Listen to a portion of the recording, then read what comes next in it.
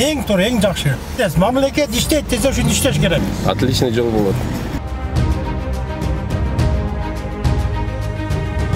Элге асфальт керек да, жер тегиз болуш керек.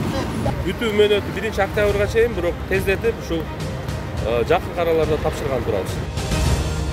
Узундугу 3,5 чакырым, туурасы 22 метрди түзгөн Ленин көчөсү мындан 15 жыл мурда асфальтталган. Мындан улам жолдун асфальты сапатын жоготуп тегиз эмес.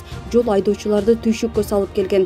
Эми мынтип жолдун эки тарабына тротуар курулуп, темир бетон арык курулары жаткырылып, асфальты жаңыдан төшөлүп жатканы шаар тургундарды кубандырып турган чагы. Аллага шүгүр, эң туура, жакшы оңдоп атат. Себеби мындан биздин Кыргызстанга, элибизге өтө чоң пайда болот. Потому что биз бияктан барып туруп, яманы көрбөй, ямага түшүп алып, канча кадыойлор өлүп атат. Жакшы оңдоп атышат.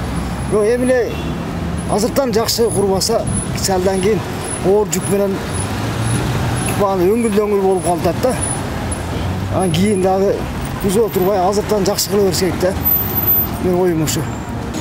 Ленин көчөсүнүн көз карашы жакшы. Азыр иштегендер эми ушу элге асфальт керек да, жер тегиз болуш керек.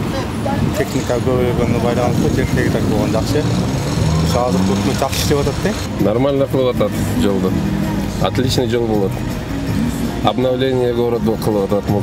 Оно жакшы да. Аталган көчөнү реконструкциялоого республикалык бюджеттен Жалал-Абад шаарын өнүктүрүүгө бөлүнгөн 2 миллиард сомдун эсебинен каржыланууда. Курулуш иштери ушул жылдын октябрь айында бүткөрүлөт. Ошонун бардыгы ушундай өзүңөр көргөндөй ушу геосетка коюлуп, ушу эски асфальттын үстүнө геосетка басылып, анын үстүнөн сплошной асфальтирование болот.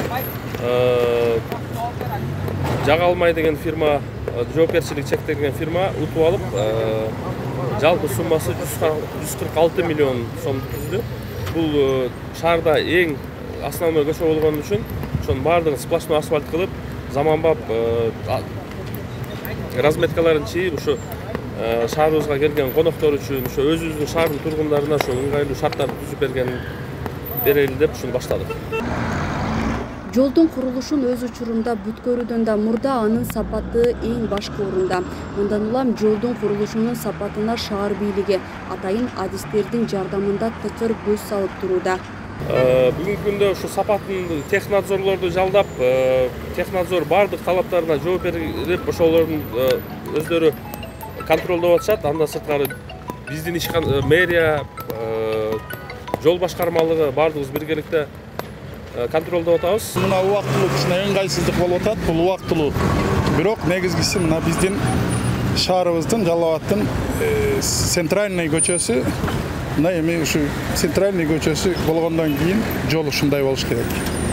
Абдан жакшы, иштин жүрүшү дагы жакшы, аракеттер болуп атат. Белгилей кетсек, бул жылы Жалал-Абад шаарында бир топ алгылыктуу иштерге кадам ташталган. Тагыраак айтканда 20 чакырым жолго асфальт төшөлүп, 13 чакырым тротуар курулмакчы.